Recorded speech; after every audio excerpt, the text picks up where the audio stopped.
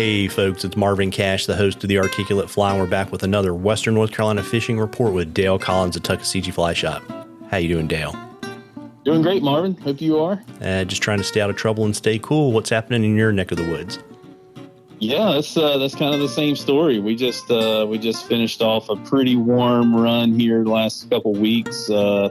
Valley seeing some temperatures in the low 90s, which is hot for us, and not really seeing those overnight lows cooling off too much. So really, for our trout bite, just really going to depend on those springs and shade and elevation to keep things cool for us. Yeah, so we're definitely in the, if we weren't there before, we're definitely in the fish early, fish late on the trout front. And, you know, that usually means there's like maybe a morning hatch or a morning spinner fall, and the same thing maybe in the evening. What are you seeing?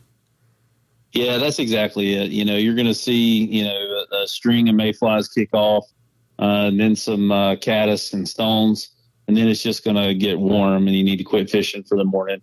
Come back in the evening and, have a good time with some light Cahills and stimulators, things like that. And, throw a nymph on there is always good too.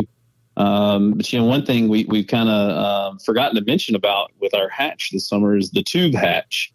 So that's been a growing hatch on a lot of streams around here all summer, especially Deep Creek. So, a fair warning to everybody, if you plan on fishing Deep Creek and the Great Smoky Mountain National Park there in Bryson City, start out there around 7 a.m. and then you're going to start seeing some people coming down in tubes. And, just say hey to them. They're going to ask you if you caught anything. You're going to tell them, absolutely watch out for that shark I just released or something silly. But just keep fishing. And then it's going to become a tube so frequent that you can't cast, and it's time to go upstream. So usually about 10 o'clock is when we see that tube frequency be so consistent that we can't really get any fishing in. But they can't go beyond a certain point there on the trail with the tubes. So you can just go above them and keep fishing for another hour or so and have a good time. But you'll catch fish right by tubes. I mean, it's amazing. Those fish do not care about what's going on the surface. Yeah. Does it help if you tell them that you didn't catch any fish, but you've seen a lot of water snakes? Yes. They tend to get out of your hole a little quicker. Yeah, there you go. Absolutely. So, obviously we're getting to that part of the summer where it's really time to talk about fishing for smallmouth and then probably hitting some farm ponds and whacking some brim and largemouth.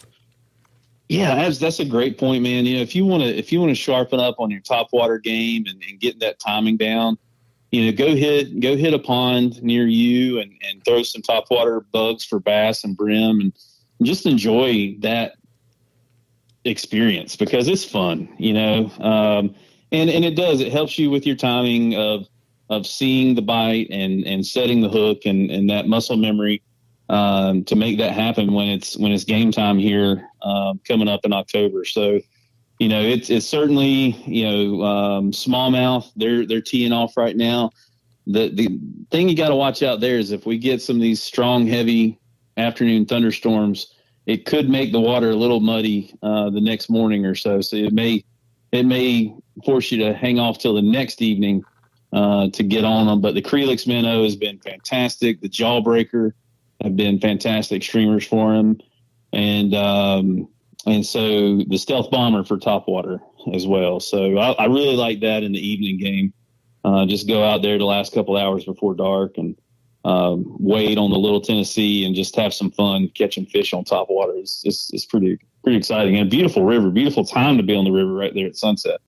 So pretty incredible sights. Yeah, and that Stealth Bomber is a great pattern, and that's a Kent Edmonds pattern. He's a guy down in North Georgia.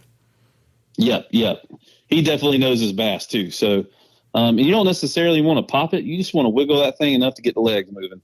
And it drives them nuts. Yeah, absolutely. And someone else told me that the bugle bugs are scarce this year. Are you having a problem keeping those in the shop?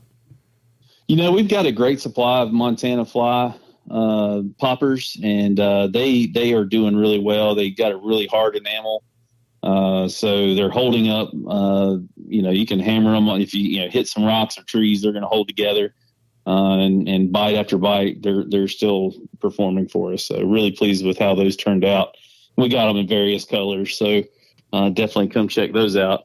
But the topwater bite, yeah, it's, if you're up here with the family or, just passing through in the area, stop in and pick up some bugs and take home with you and use on your water.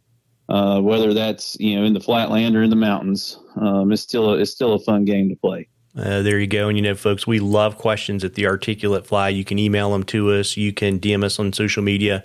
You can even drop them in the comments to our social media posts, whatever's easiest for you. And if we use your question, I will send you some Articulate Fly swag, and we'll enter a drawing for something cool from the shops at the end of the season. And, Dale, before I let you go, you want to let folks know your 3 locations, hours, and all that kind of good stuff? Absolutely. So we're located in downtown Waynesville at 110 Depot Street. We're open there Monday through Saturday, 8 a.m. to 5 p.m.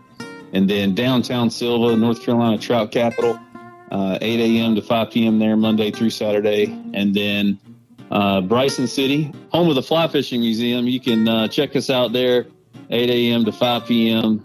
Monday through Saturday. Well, there you go. Well, listen, folks, you owe it to yourself to get out there and catch a few. Tight lines, everybody. Tight lines, Dale. You too, Marvin.